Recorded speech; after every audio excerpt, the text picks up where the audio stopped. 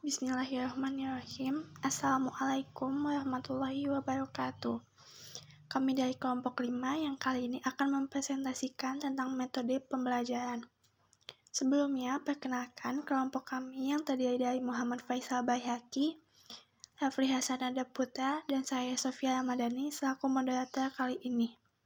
Baik, langsung saja yang pertama yaitu ada pengertian model pembelajaran.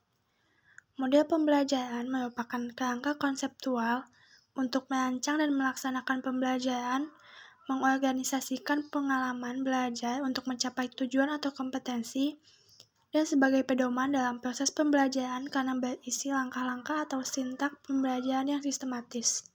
Ciri-ciri model pembelajaran. Menurut Rusman tahun 2012 mengemukakan bahwa model pembelajaran memiliki ciri-ciri sebagai berikut. 1. Berdasarkan teori pendidikan dan teori belajar dari para ahli tertentu. 2. Mempunyai misi dan tujuan pendidikan tertentu, misalnya model berpikir induktif dirancang untuk mengembangkan proses berpikir induktif. 3. Dapat dijadikan pedoman untuk perbaikan kegiatan belajar mengajar di kelas. 4. Memiliki bagian-bagian model. 5. Memiliki dampak sebagai akibat terapan model pembelajaran. Dan yang terakhir yaitu membuat persiapan mengajar atau desain institusional dengan pedoman model pembelajaran yang dipilihnya. Fungsi pembelajaran. Menurut Joyce and Weil, dalam buku Surprihatinum tahun 2013, model-model mengajar terbagi menjadi 4 kategori sebagai berikut. Yang pertama adalah Information Processing Model. Model ini menekankan pada pengelolaan informasi dalam otak sebagai aktivitas mental siswa.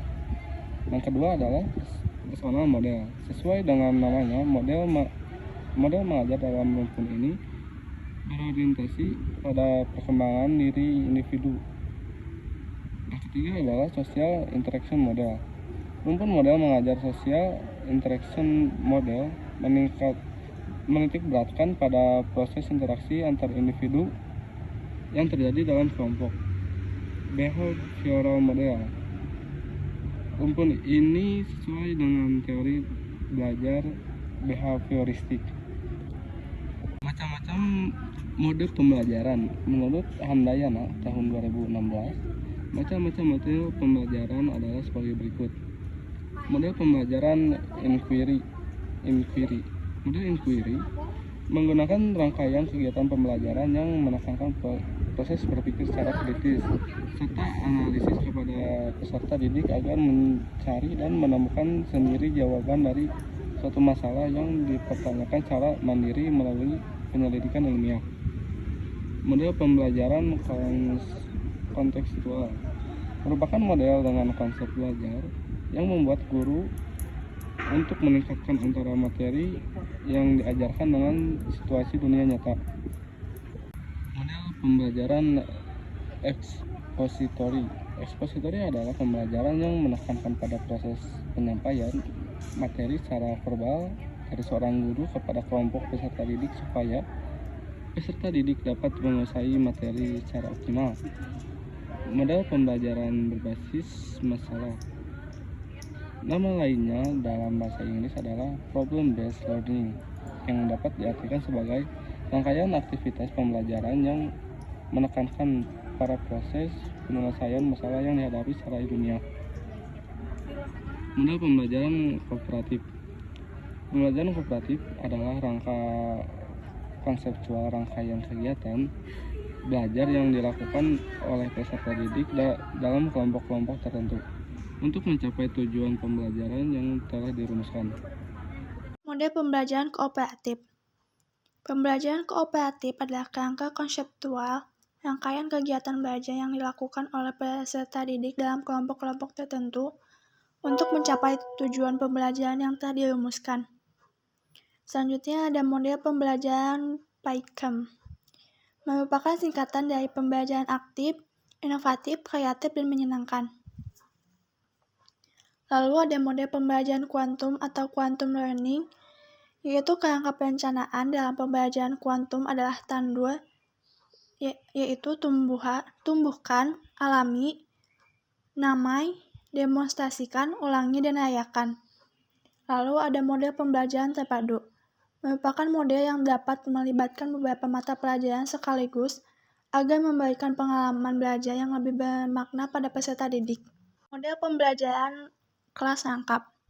Pembelajaran kelas rangkap menekankan dua hal utama, yakni penggabungan kelas secara integratif dan pembelajaran terpusat pada peserta didik, sehingga guru tidak harus mengulang kembali untuk mengajar pada dua kelas yang berbeda dengan program yang berbeda pula.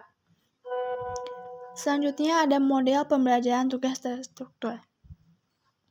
Pembelajaran ini menekankan pada penyusunan tugas terstruktur yang wajib diselesaikan oleh peserta didik guna mendalami dan memperluas penguasaan materi yang sesuai dengan materi pembelajaran yang sudah dikaji.